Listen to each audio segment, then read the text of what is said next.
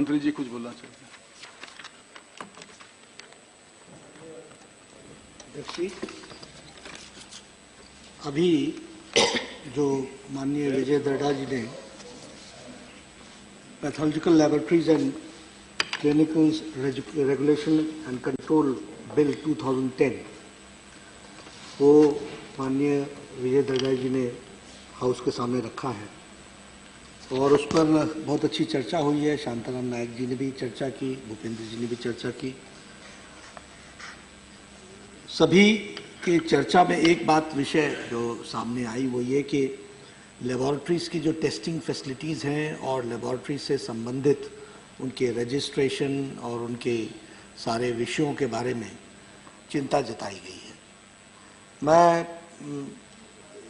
उनकी चिंता में को जायज़ मानता हूं और उस चिंता के को सरकार संवेदनशील तरीके से देख रही है और प्रयासरत है, और जो उन्होंने इश्यूज उठाए हैं वो बहुत रेलेवेंट इश्यूज हैं, they need to be addressed.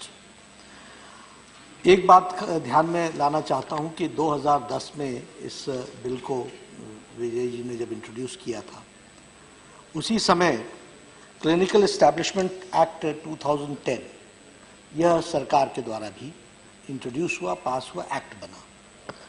जो ऑब्जेक्ट विजय जी ने रखे हैं, जिस ऑब्जेक्ट को लेकर के उन्होंने बिल बनाया था, उसमें एक तो इफेक्टिव लॉ बने जो लेबॉरेटरीज को कंट्रोल कर सके और लेबॉरेटरीज की वर्किंग को टेस्टिंग फैसिलिटीज़ के बारे में मापदंड बन सके, उसका स्टैंडर्डाइजेशन हो, उसकी चेकिंग हो, उसकी मॉनिटरिंग हो और इफेक्टिवली हम लेबॉरेटरीज की वर्किंग को हम मॉनिटर कर सके, ये उसका उद्देश्य था।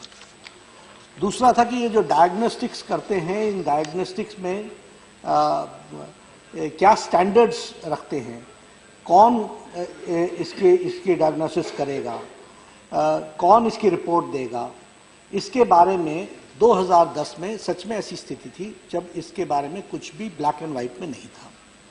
तो ये ऑब्जेक्ट इन्होंने रखा। जब इन्होंने रखा तो उसी समय सरकार ने 2011 में ही 2010 में और 2011 में एक्ट बन करके आया और उसमें जिन कंसर्न्स को आपने रखा है उन कंसर्न्स को सेंट्रल एक्ट में किया। और उसमें जैसे इन दिस एक्ट, ये जो सरकार का एक्ट है, in this act unless the context otherwise requires, authority means the district registration authority set up under section 10। So registration की फैसिलिटी के बारे में कहा गया। Certificate means certificate of registration issued under section 30। तो रजिस्ट्रेशन की बात भी हुई और सर्टिफिकेशन की बात भी हुई।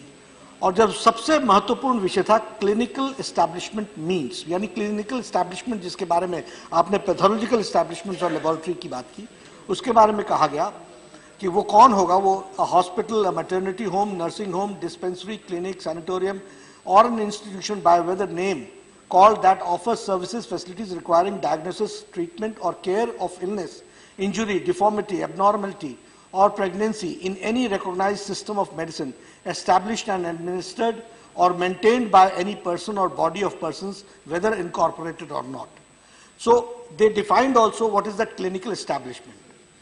Number two, the place of establishment as an independent entity or part of the establishment referred in subclause 1 in connection with the diagnosis or treatment of the disease where pathological, bacteriological, genetic, radiological, chemical, biological investigations or other diagnostic and investigative services with aid of laboratory or other medical equipment are usually carried on, established and administered or maintained by any person or body of persons, whether incorporated or not.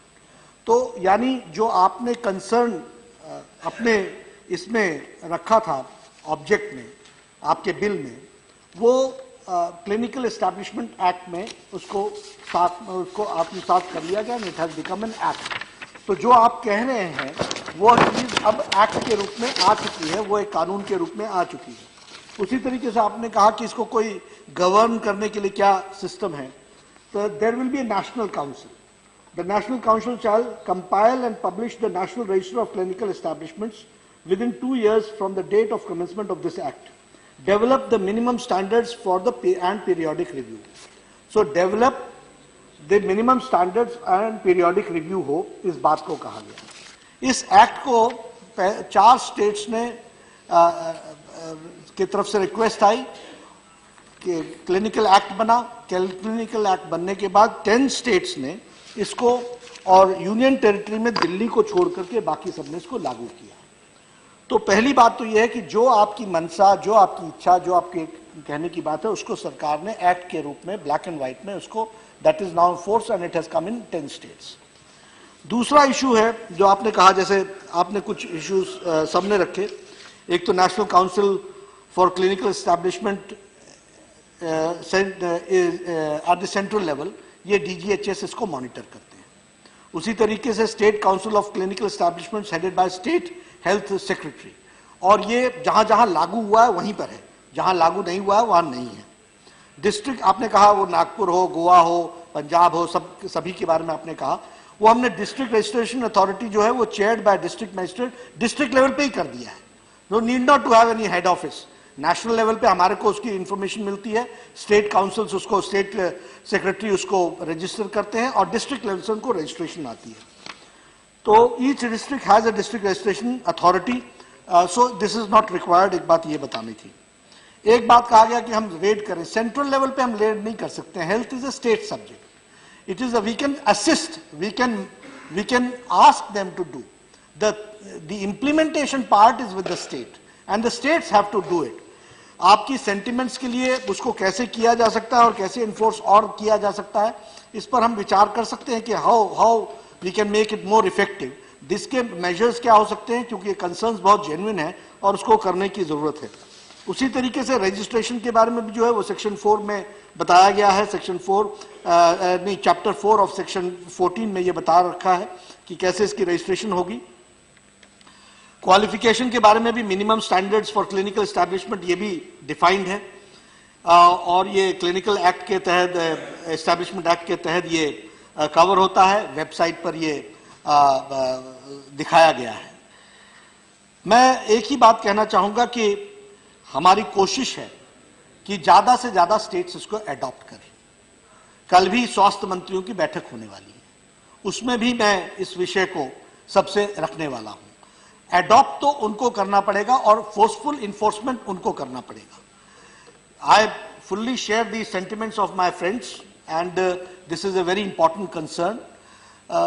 क्या methodology हो सकती है so that we see to it that the states go for it and इसको adopt करें, इसके लिए हम प्रयासरत रहेंगे।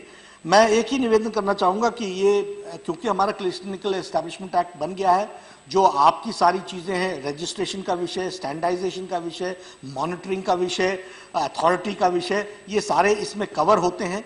तो कानून जो बनना था, जिसके लिए आपने रिक्वेस्ट की है, वो कानून बन चुका है और उसके इम्प्लीमेंटेशन का पार्ट स्टेट्स के पास है। 10 स्टेट्स ने इसको इम्प्लीमेंट किया है और यूनियन टेरिटरीज में दिल्ली को छोड़ करके, दिल्ली वालों से भी मैं रिक्वेस्ट कर रहा हूं कि इसको आप जल्दी से जल्दी लागू करें।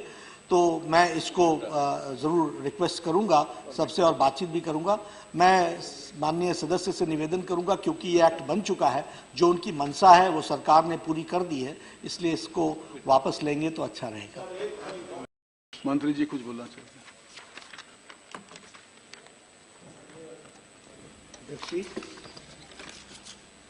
अभी जो माननीय विजय दर्डा जी ने pathological laboratories and clinical regulation and control bill 2010 वो माननीय विजय दर्डा जी ने हाउस के सामने रखा है और उस पर बहुत अच्छी चर्चा हुई है। शांताराम नायक जी ने भी चर्चा की, भूपेंद्र जी ने भी चर्चा की। सभी की चर्चा में एक बात विषय जो सामने आई वो ये कि लेबॉरेटरीज़ की जो टेस्टिंग फैसिलिटीज़ हैं और लेबॉरेटरी से संबंधित उनके रजिस्ट्रेशन और उनके सारे विषयों के बारे में चिंता जताई गई है। मैं उनकी चिंता में को जायज़ मानता हूं और उस चिंता के को